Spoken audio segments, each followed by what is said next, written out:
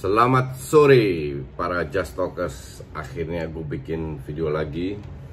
Kemarin gak ada, agak capek gak ada topik. Sekarang gue mau bahas The New Barcelona di bawah Setien. Gue tahu bahwa banyak sekali orang yang meragukan Setien, termasuk teman-teman gue di DPI, sahabat-sahabat gue, karena mereka hanya melihat data. Tapi gue sangat yakin dengan Setien memang untuk merubah sebuah filosofi itu butuh waktu panjang, oke?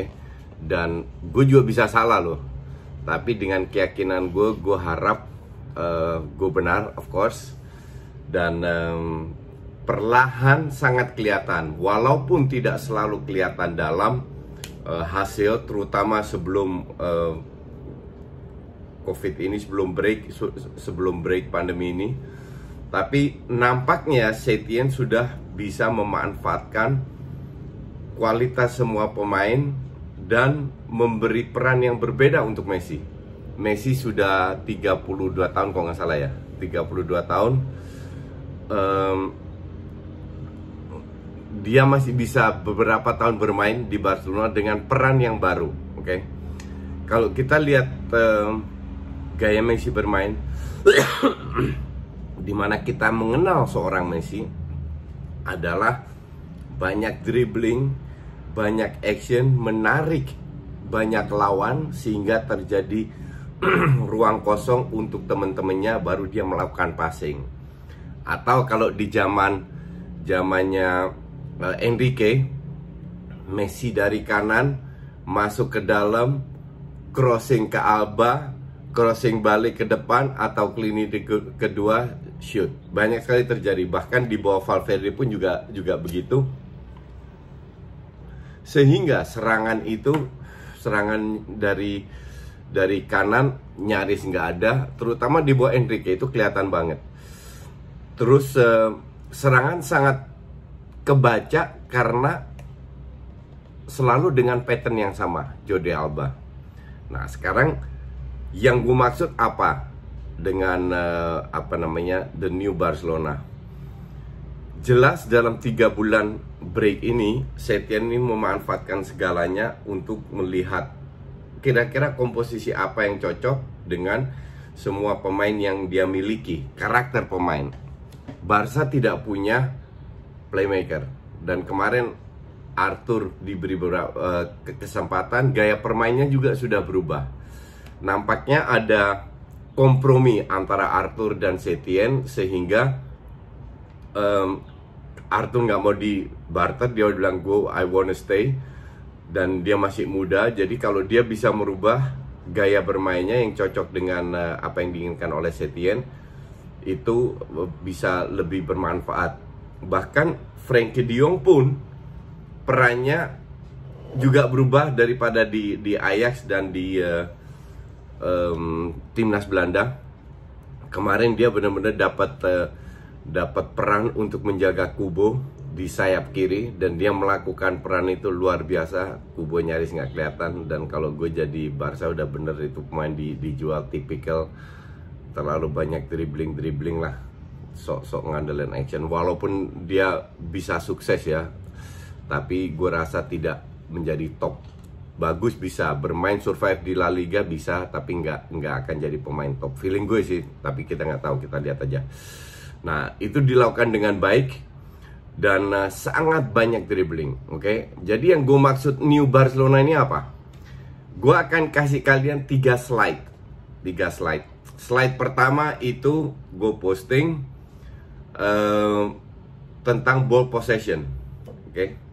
Kalau lu lihat di sini, yang merah itu artinya salah passing, yang biru passing yang sukses.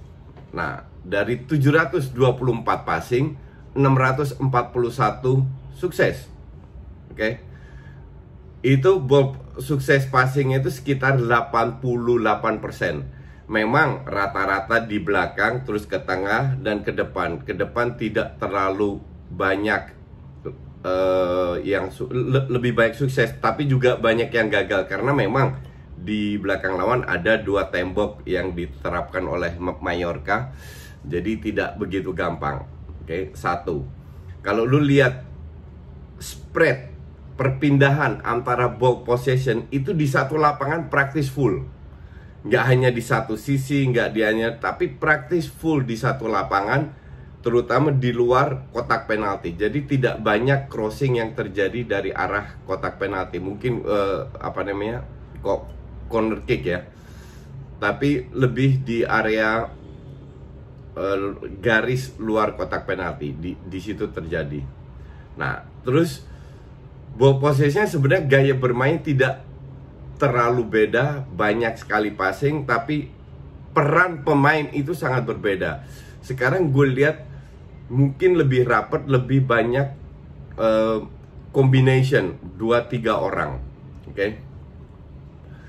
Ada orang yang bilang, oh ini bermain membosankan. Ya, mungkin tujuan mereka justru bermain membosankan sehingga membuat lawan lengah. Ya. Nah, slide kedua, gue kasih lo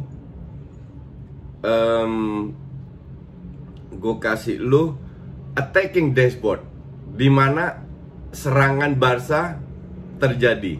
Kalau lo lihat plus tanda plus warnanya hijau, itu artinya recovery bola. Jadi mereka cukup banyak juga merecover bola. Nah, bintang hijau artinya mereka melewatin lawan, entah itu dengan kombinasi, entah itu dengan sekali sentuh, melewatin lawan. Dan itu terjadi beberapa kali. Dan yang bintang oranye itu yang gagal, melewatin lawan gagal. Melewatin lawan gagal ada 5 itu di kotak penalti, itu wajar. Yang kuning itu gol, atau serangan dari gol itu seperti apa, assist dan gol. Oke, nanti kalian bisa lihat sendiri di sini. Nah, peran baru juga di slide ketiga itu dimiliki oleh seorang Ter Stegen. Dia melakukan, di sini gue lihat 4 salah passing. Oke. 4 salah passing, sisanya benar. Dan posisinya kalau lu lihat di slide ini, dia jauh lebih ke depan dari kotak penalti, di luar kotak penalti, sehingga mereka punya lebih banyak pemain untuk membangun serangan. Biasanya kan 2 center back, 1 DM sama 2 wing back. Ini sekarang 2 center back agak melebar ditambah Ter Stegen, sehingga wingbacknya bisa ke depan ditambah midfielder. Jadi kalau orang mau main high press, bukan nggak bisa aja, tapi lebih risikoful, karena mereka harus menurunkan 5-6 pemain untuk melakukan high press, sehingga di belakang terjadi ruang.